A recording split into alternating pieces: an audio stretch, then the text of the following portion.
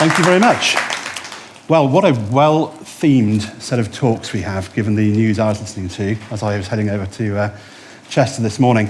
Adaptation, resilience, inclusivity, absolutely critical in the face of such complex and unpredictable change. And I'm going to be talking about a regenerative leadership, a new paradigm of leadership, one that really seeks to create the scenario within which others can thrive, can innovate, can drive change by being way more inclusive and breaking out of some of the silos that we've operated from before and really creating new forms of leadership that are much better suited to the challenges that we have, to that adaptation, to that resilience, to ensuring that we have a world that is actually restoring itself rather than just trying to avoid making anything less bad than it already is. So we're going to be talking about where we are at the moment. We are at an inflection point, I would suggest, and one of many inflection points, aren't we, given, again, what's been happening on the global stage, and how the potential for the ESG bubble, we'll come back to that in a moment, to burst does create an opportunity for organisations of all types to reframe their approach to sustainability and embark upon a new paradigm of leadership. Now, it's not without challenge. This is not without challenge. It's not going to be an easy thing to achieve, but it is packed full of exciting potential.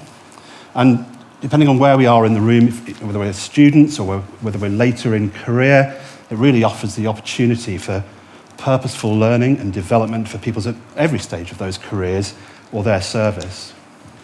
And it also means that we have the potential to enter a phase of genuine systems thinking. I mean, you've probably heard people talk about systems thinking a lot, and it's really important, but again, that requires us to break out of our silos, avoid the tendency of organisations just to get incrementally better at what used to be important rather than what we're going to need to address the challenges that we have by joining up technologies, processes, people with different backgrounds and skills, learning that creates new value and unlocks new solutions. Now, many organisations genuinely have been working hard to become more sustainable, often across different sectors and geographies. There have been some compelling examples. I guess we're potentially reminded of the likes of Patagonia or Natura Interface, and then smaller entities, some community-owned, some localised to a certain geography that we may not have heard of, but have been working to try and break down those existing models and do things in a different sort of way. But what's become apparent, I think, over the last 5 or 6 years, and here we might take reference to a TED talk that was done a good number of years ago by Eddie Obang called The World Before Midnight. If you've not seen that, go and have a look. It's really, really good. What he pointed out was that the pace and scale of change required to adapt to the emerging situation is beyond the current capacity of leaders, leadership teams, and organisational structures. Now, when he did that TED talk, he was looking back to 2010, and he was pointing at data and information flows, and he was right to do that. Absolutely, he was right to do that.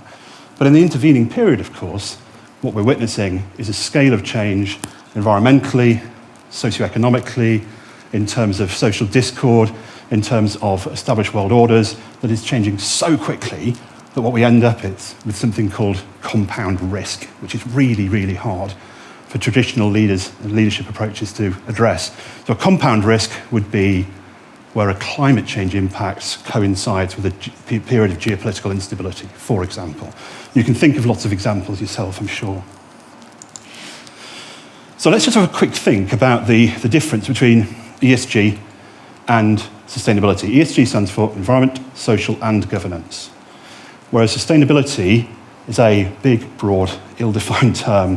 But what I'm going to suggest to you for the purposes of this is that ESG is really a framework or a set of frameworks, protocols that allow organisations to capture data, report it in a consistent fashion over space and time so that we can, transparency increases. We can track how change has happened over time. Whereas sustainability comes much more from context and materiality, a real understanding of where an organisation is, how it creates value, manages risk for all its different stakeholders, and therefore introduces a more strategic form of thinking, typically. So actually, ESG, through capturing data, can lead through to some sort of strategic change. Sustainability, through taking a more strategic approach, can cascade out information that can be used for transparency. It's almost starting at one end or the other end. So, ESG, data-driven, sustainability, strategy-driven. Why is that important? Well, because over the past decade, maybe a little less than that, ESG has become somewhat synonymous for corporate sustainability. What started off as a compliance and reporting tool for transparency has, one could argue, turned into an end in itself. And I would even suggest that in some instances, we have tails wagging dogs rather than the other way around from a sustainability point of view. Because the focus has typically been been placed upon making the existing system, the one that we have, incrementally less bad, in the hope that the status quo can be maintained. In some instances, it's there in the hope that we can return to late 20th century norms, or at least the type of consumption-driven economy that underpinned the 2010s. As we see globalization being challenged like never before, one might query the logic of that, but that does seem to underpin some of that thinking. So reporting has been driving action, rather than the other way around, in many instances. Whilst, of course, some more progressive organisations have made genuine strides in addressing their operational and supply chain issues, and they're becoming catalysts to bring about evolving cultures and unlock the tension between the current and emerging systems. But even they have been subject, in many instances, to short-term imperatives or single-issue agendas, or the temptation to trade off, say, carbon at the expense of wider ecosystem services, or profit versus social impacts. So the absence of that joined-up thinking and the innovative approach to leadership even exists within some of the more progressive organisations. Why? Well, in many organisations, it's because, frankly, ESG and sustainability were never genuine leadership priorities. More often than not, the experience of leading a sustainability team, and having worked in that sector for more than 30 years now, I can tell you this from my lived experience, is the constant fight to justify investment, the constant fight to justify team membership, the constant fight to maintain initiatives when they're at risk of being scrapped because they clash with profit margins. So the external and internal drivers for change, then, have become increasingly clear, significant and complex. And we've heard about some of those already from the other speakers, which is fantastic. There are multiple interconnected drivers for change, both within organisations and across wider society. There's stark recognition of the impacts of climate change, social inequality, degradation of nature. They've now been experienced firsthand by all of us, one way or another, depending on where we live and the context in which we live our lives. But the expectations of investors, of customers and colleagues have also changed demonstrably in recent years, because it's not theoretical anymore, it's lived experience. It's not potential, it's consequential. And we know that the system that we have is under stress in a way that it's never been in the past. It sounds like a bit of a desperate situation, doesn't it? But there are reasons for encouragement. And one of them is, of course, the response to COVID. I hate taking us back to the COVID memories, but the response to COVID organisationally was typically very rapid and entirely transformational, proving that business models and organisational structures can change at pace when required. The challenge for boards is to bring the same level of urgency and courageous leadership to the climate and nature emergencies. However, many leaders understand that, they may now be increasingly complicit in maintaining the current system and exacerbating the damage it causes. So that means that we need leaders to begin to reimagine the way in which they define purpose, the evolution of a strategy, and the empowerment of their teams. Because just extrapolating from old frames of reference and existing leadership orthodoxies, if we want to call them that, is really no longer fit for the required transition. It's impossible to transform a system without changing consciousness, and inspired leadership has never been more important due to the complexities that we're facing right now. And that means that leadership mindset and the paradigms of leadership become critical. because there's a huge amount we need to unlearn as a society, as organisations, as leaders.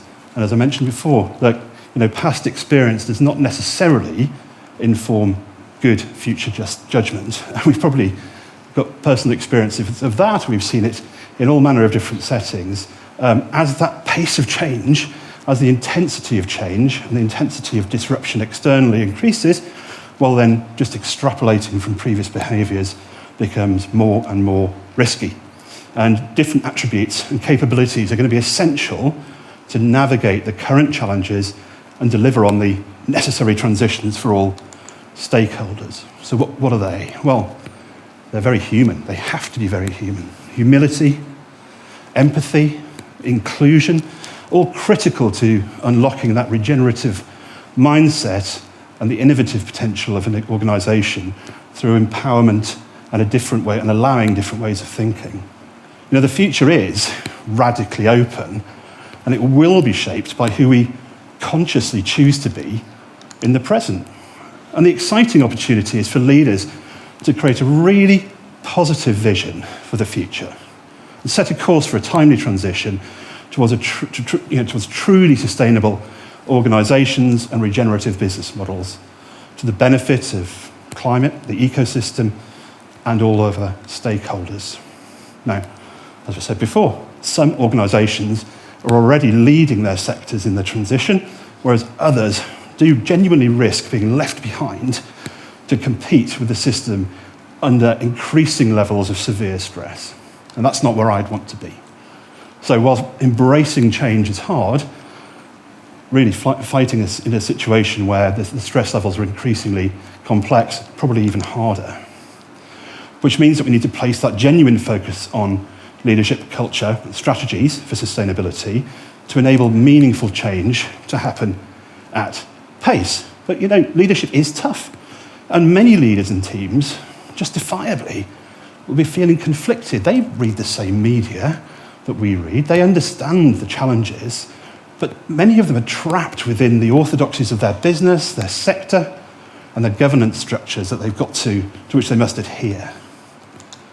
So whilst challenging institutions and speaking truth to power is essential, I would also suggest that encouragement and support is provided to leaders and their teams who are committed to change their mindset and accelerate the transition to sustainable organisations and regenerative business models. And the teams who are able to fully commit to change will also be able to create an inspiring and positive vision, one that's purpose-driven and impactful. And I think one of the things we've certainly learned over the last decade is that people are rarely motivated by a fear-driven vision, unless it's so immediate that it would be ridiculous not to get out of the room that the tiger's in. Mostly, we are motivated to run towards something positive.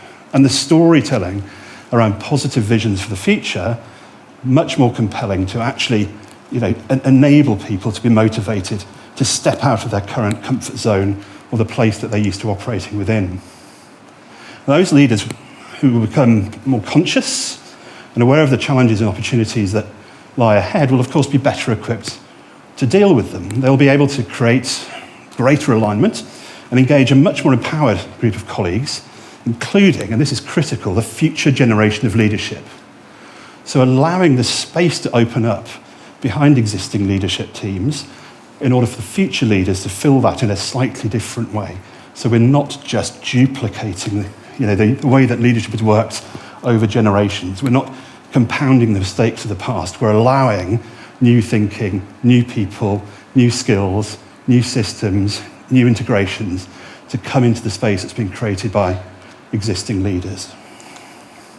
And of course, current leaders will gain much greater insight as to the legacy they wish to create during this time of profound change. And whilst change is hard for existing leaders, that legacy is probably the prize that they have available, and the future leadership models that will flow behind them is the way in which we will actually enact change and see the system shift. Thank you.